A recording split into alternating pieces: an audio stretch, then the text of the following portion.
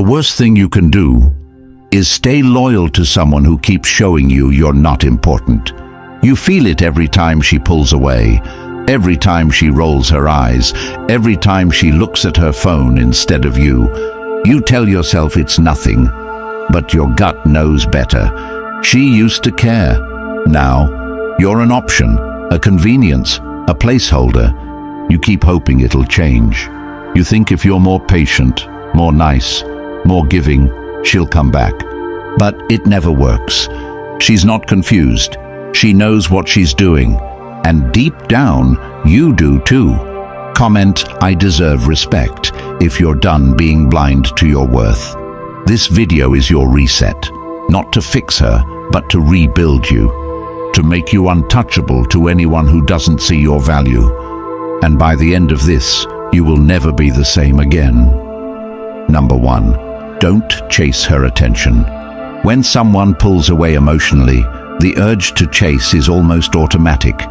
Like a reflex built from fear of abandonment, fear of not being enough, fear that somehow you caused the shift, and that if you just try harder, prove yourself more, fix what you think went wrong, they'll come back and things will feel like they used to.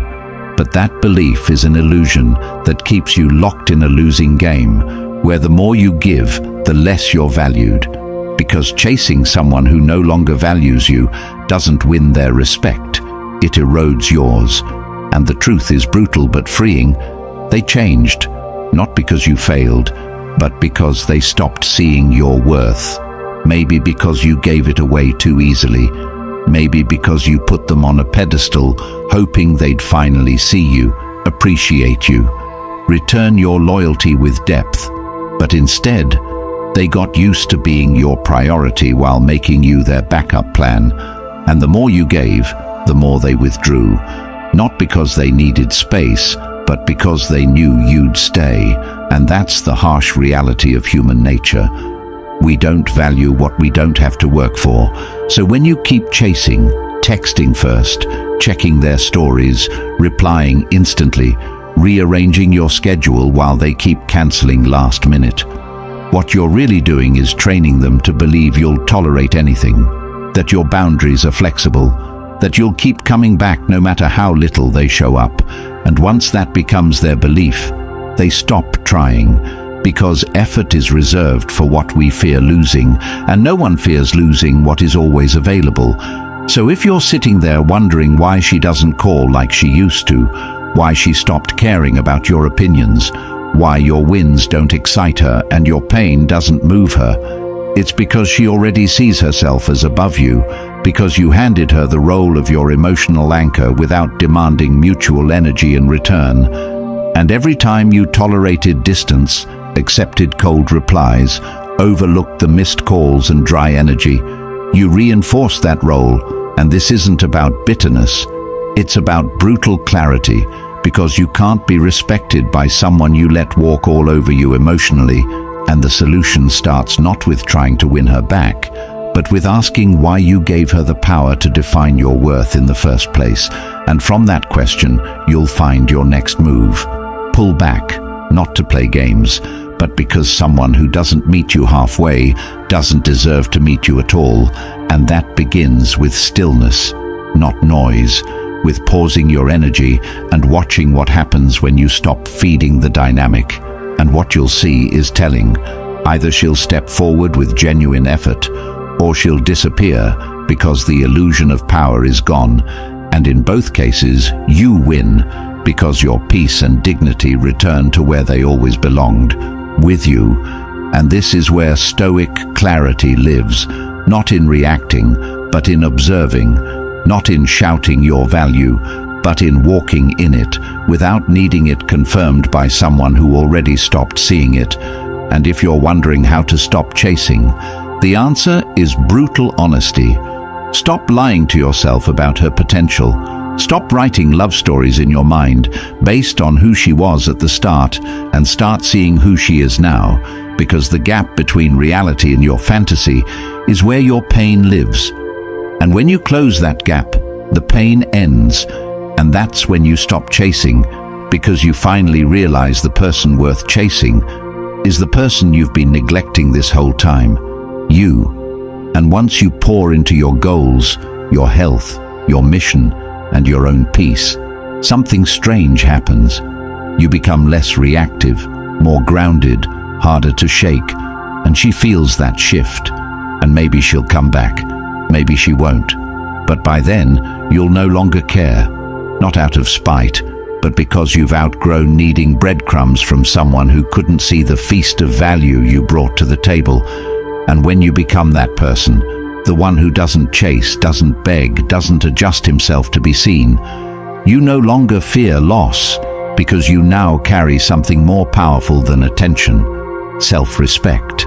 And that becomes your filter, your guide, your standard. So the next time someone pulls away, you won't panic, you'll pause, and in that pause, you'll reclaim yourself. Not because it's easy, but because you finally understand the truth. The person who chases loses their value in the eyes of the one they chase, and the person who walks away with clarity creates the space where real respect is either born or the illusion dies. Either way, you win, and that win begins the moment you stop chasing those who treat your presence like it's disposable, because from that moment forward, you become unavailable to anything less than alignment. And that's how you rebuild your worth, not through them, but through discipline. And that discipline becomes your strength, your peace, your standard. And once you live by that, everything changes forever. And if that message hit you where it hurts but also woke something up inside you, then don't stop here. Because everything you just felt, the clarity, the strength, the hard truth that you know you've needed to hear for a long time, it's just the beginning. And that's exactly why the Stoic Relationship Blueprint exists. Built for men who are ready to stop chasing and start leading, filled with timeless Stoic principles that will flip your mindset and your life in ways you didn't think were possible. And now the audiobook version is here, so you can carry this life-changing knowledge with you while walking, training, or even just thinking.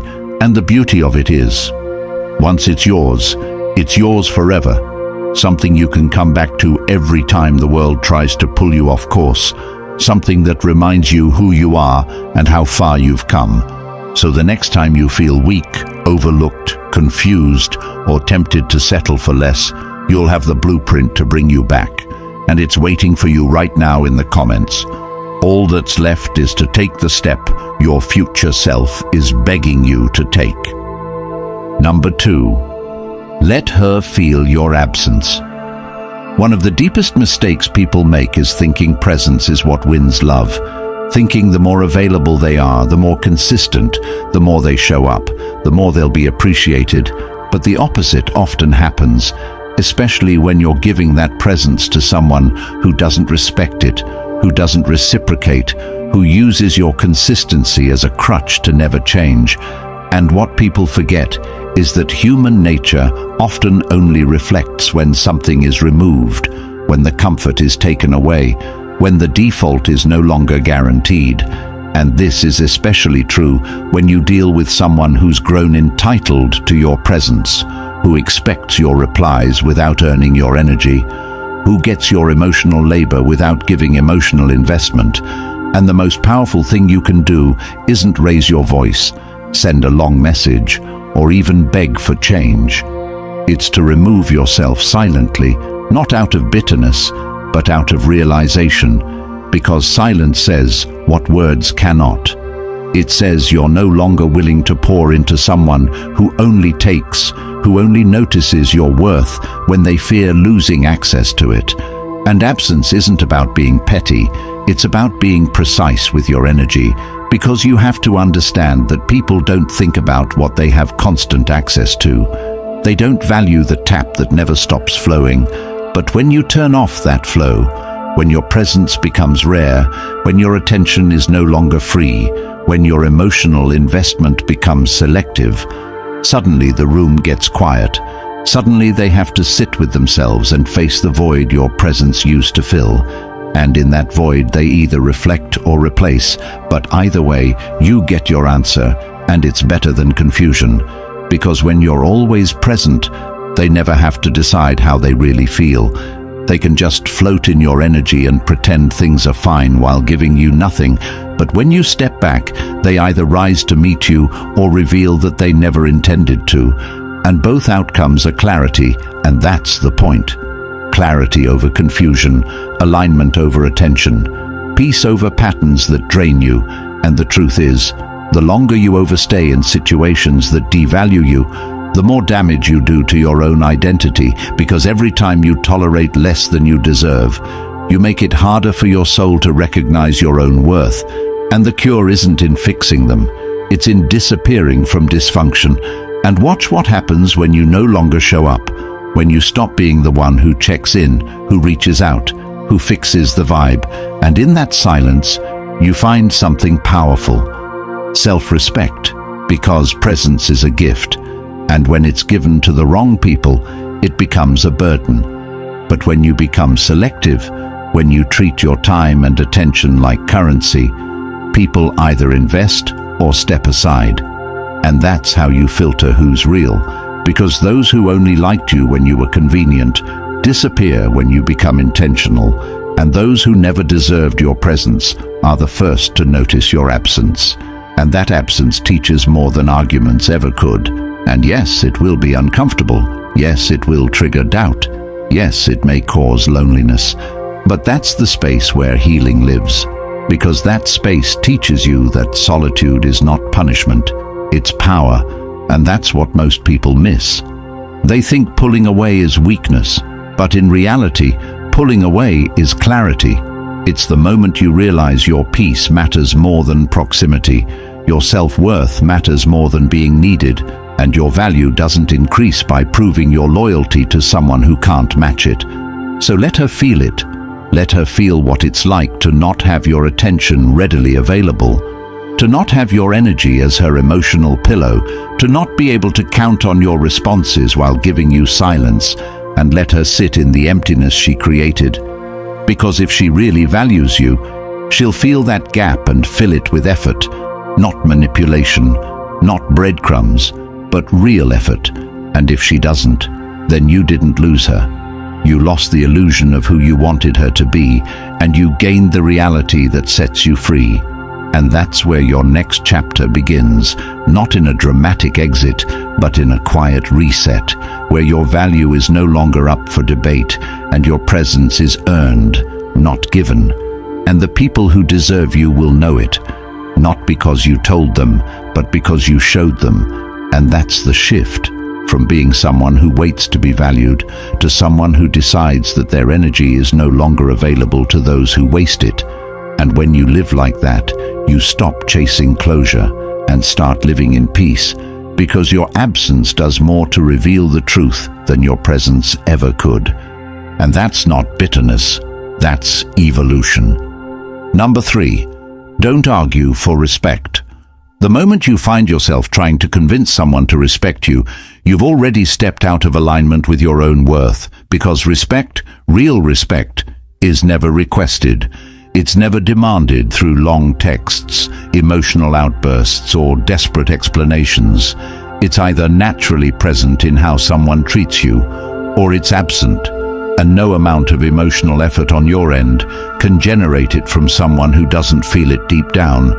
And that's the uncomfortable truth most people avoid facing, because we think that if we just explain our intentions better, if we just show how loyal, kind, and forgiving we are, the other person will finally get it and love us the way we deserve. But what's really happening is we're trying to teach someone how to value something they already decided wasn't worth much. And when you're in that position, constantly justifying your emotions, explaining why you're upset, pointing out how they've hurt you, hoping they'll care, you're not gaining ground, you're losing it. Because every word you say to defend your position is received not as a sign of strength, but as proof that you still care more than they do, that you need their validation to feel stable. And once they feel that imbalance, it's over, because the dynamic has shifted from mutual respect to quiet control, and they now know that no matter how much they withhold, how cold they act, how distant or dismissive they become, you'll still be there trying to explain why you matter. And the tragedy is that most people don't realize how much they're giving away in these moments. They don't see that by arguing for basic decency. They're communicating that disrespect is negotiable, that their boundaries are flexible, and the other person subconsciously logs that in their system, that you're someone who talks a lot about self-worth but doesn't act on it, that you'll cry, get mad, write paragraphs, vent to your friends, but still stay, still show up, still give your body and your energy and your time to someone who's already mentally checked out. And the solution is not in becoming louder, it's in becoming still. It's in letting your silence carry more authority than your explanations ever could. Because when you stop arguing and start acting, the entire dynamic changes, and not because the other person suddenly has a moral epiphany, but because your behavior sends a message louder than words. A message that says you've reached a point where your peace costs more than being understood, where your value no longer needs to be proven to anyone who can't see it. And from that place, you move different. You don't try to fix. You don't try to please. You don't sit in rooms where your presence feels like a burden, and you don't argue with people who only listen to respond, not to understand, because life has shown you the same lesson over and over, that those who truly respect you never need long speeches to correct their behavior. They see your standards and adjust or exit, and both are acceptable, because when you stop arguing, what you're really doing is taking your power back, not in a loud, dramatic way, but in a quiet, grounded, stoic way that tells the world you are no longer emotionally available for disrespect. And you know what that does? It filters your circle, it sharpens your clarity, it teaches you who is real and who was only there to benefit from your lack of boundaries. And that lesson is priceless, because respect is not something you teach with your voice, it's something you command with your presence. And the more you try to explain what should be obvious, your value, your standards, your pain, the more you drain yourself trying to educate someone who already knows they're hurting you. They just don't care enough to stop. And that's the line you have to draw. The point where you stop caring whether they understand, where you stop needing closure, stop hoping they'll change, stop trying to be seen, and start living in a way that makes you undeniable. Not because you shout louder, but because you walk away first, because you build a life so grounded in peace and purpose that no amount of temporary affection or superficial charm can lure you back into emotional confusion. And this is what real strength looks like. Not passive tolerance disguised as patience, not emotional availability wrapped in desperation, but calm detachment rooted in deep self-respect. And that's what you become when you stop arguing, because now your time is not spent trying to convince someone of your worth. It's invested in building a life where the only people who get access to you are the ones who never needed to be begged to act right. And if you're stuck in a loop where you're constantly defending yourself trying to make them, see how much you care, how deeply you love, how much you've been hurt. Stop, take a step back, and ask yourself this: why am I working this hard to make someone respect what should already be clear? Why am I exhausting myself to be seen by someone who refuses to look? And if the answer is fear of loss, fear of being alone, fear of starting over, then that's where your healing begins, because no amount of explanation will ever compensate for a lack of self-worth, and no person is worth losing your peace over. And once you see that clearly, once you understand that begging for respect is beneath you, you never go back. You don't raise your voice. You raise your standards. You don't send more texts. You delete the thread. You don't ask why they changed. You accept they did. And you move forward with your head high and your energy intact. Because life is too short to keep explaining yourself to people who don't listen, and your value is too high to be debated by someone who treats your pain like it's negotiable. So from this moment forward, don't argue for respect. Walk like it's already yours. Number 4, stay emotionally cool.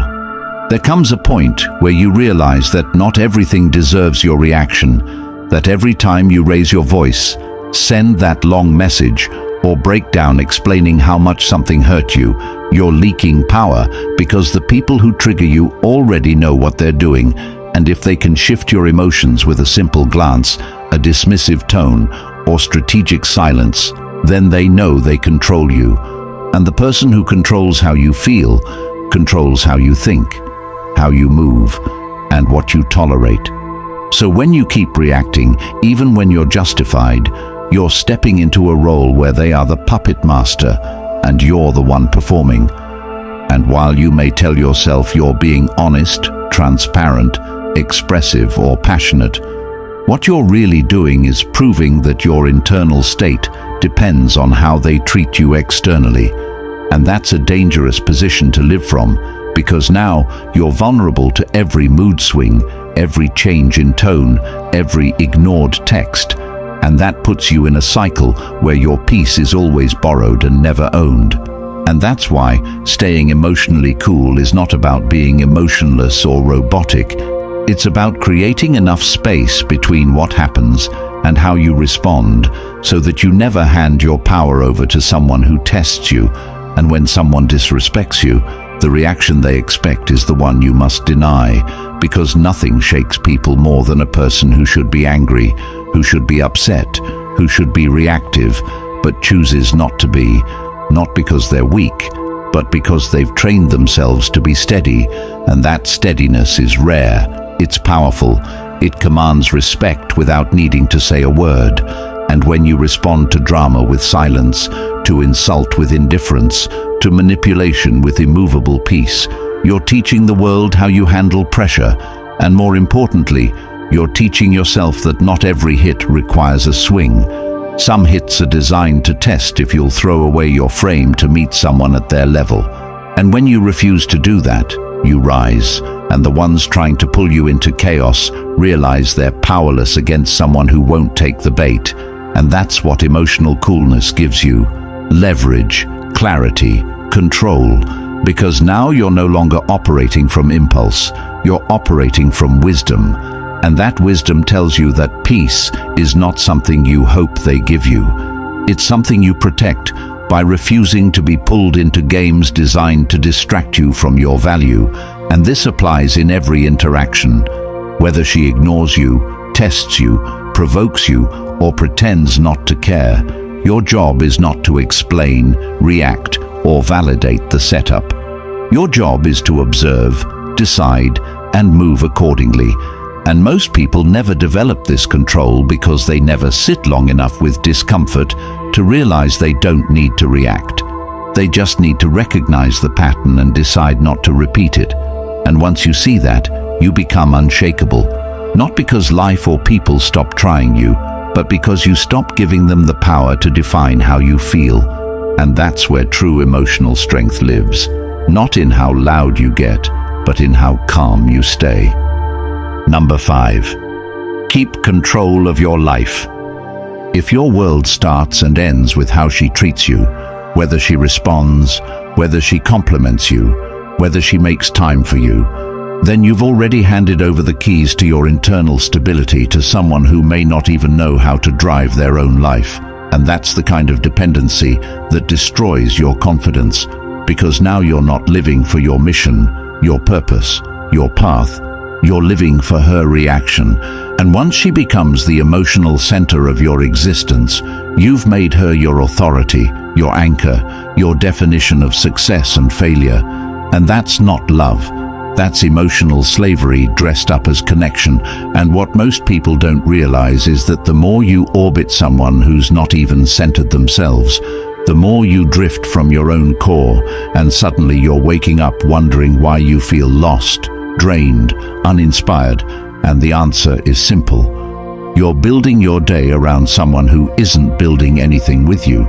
And if your happiness depends on whether someone calls, texts, or validates you, then your entire identity is on lease. And when that lease ends, so does your sense of self. And the only solution to this is to recenter your life around what actually lasts: your goals, your progress, your principles, your health, your money, your discipline. And when you do that, you no longer chase approval, because you're busy building a reality where you approve of yourself. And that's not selfish, that's survival. Because if you don't fill your own cup, you'll be forever trying to get sips from someone else's. And when they stop pouring, you starve. And that's why you need your own foundation, your own plan, your own rhythm. Because once you start keeping promises to yourself, once you start stacking wins daily, waking up early, training your body, developing skills, staying consistent, you start feeling powerful in ways no external relationship can provide. And from that power comes detachment, not coldness, but clarity. The kind of clarity that makes it easy to say no to disrespect, because your life is already full, and you don't need to tolerate breadcrumbs when you're busy baking your own bread. And now, when someone enters your life, they're not your focus. They're a potential addition to an already complete system. And if they add value, great. If not, they're simply not qualified to stay. And that mindset changes everything, because now you're no longer operating from fear of losing someone, but from confidence in who you are without them. And when that happens, you stop being manipulated, stop being drained, stop being second-guessed, because people can feel when you're whole, and they treat you accordingly. And if they don't, you remove them without hesitation, not because you're bitter, but because you're busy.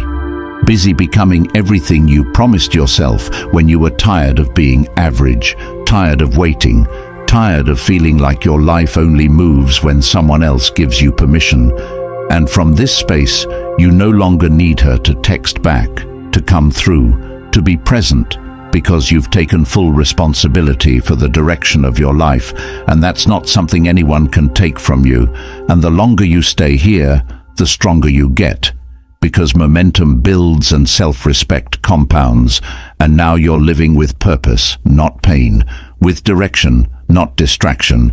And the right people feel that and move accordingly, and the wrong ones fade because they can't thrive where standards are high. And that's exactly how it should be. Number 6, let her go if needed.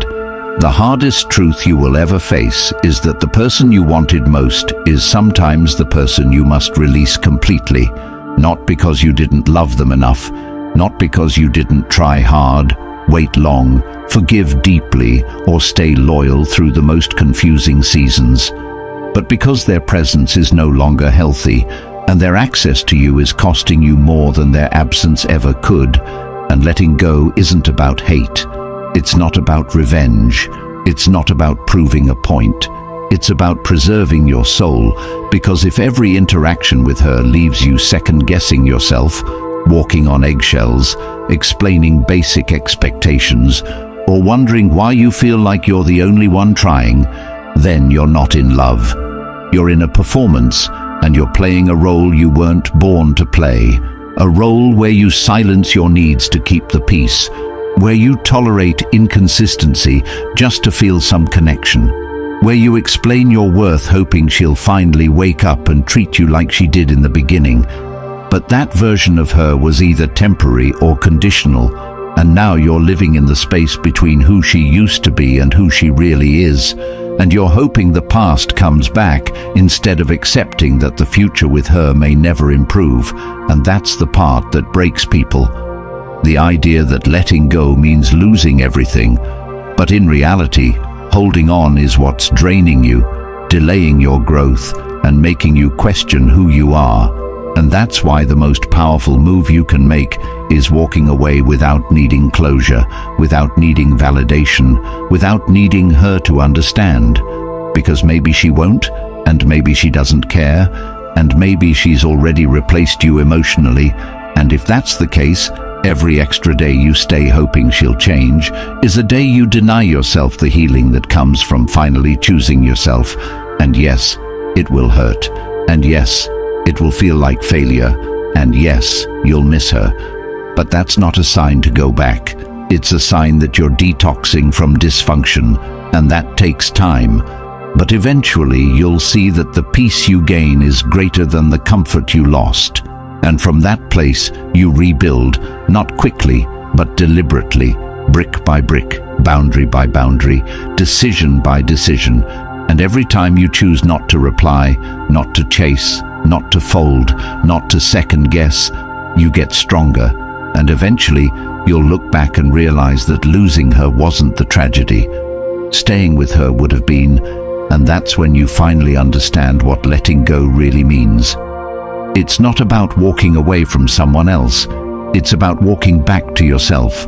And when you do that, the pain becomes purpose, the lessons become leverage, and your life starts moving again, this time in the right direction, with people who see you clearly, treat you right, and never make you feel like you have to earn basic respect. And that's when you realize letting her go didn't break you, it freed you. If you've made it this far, then deep down you know the truth. You've been conditioned to tolerate disrespect, to chase validation, to water yourself down just to keep someone who stopped seeing your value. And society won't teach you how to reclaim your power, because a man who knows his worth can't be controlled. And that's why the Stoic relationship blueprint was created, to arm you with the timeless Stoic principles they hope you never discover. The mindset that makes you unfazed, clear, and untouchable. And now it's finally available as an audiobook, so you can carry this power with you while walking, training, or just thinking. And once you have it, it's yours for life.